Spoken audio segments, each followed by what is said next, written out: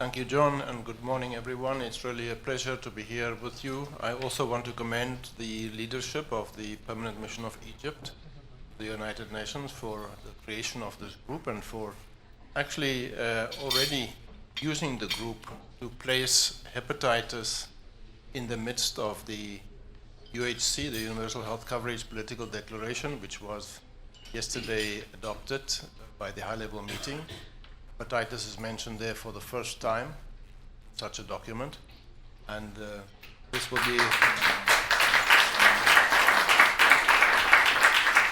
be a tremendous political impetus in ministries beyond health as we implement the commitments of heads of state, and will be of great value to the more than 1 million people that still die every year of viral hepatitis.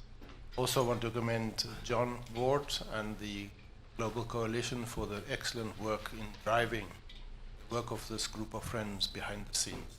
Thank you very much.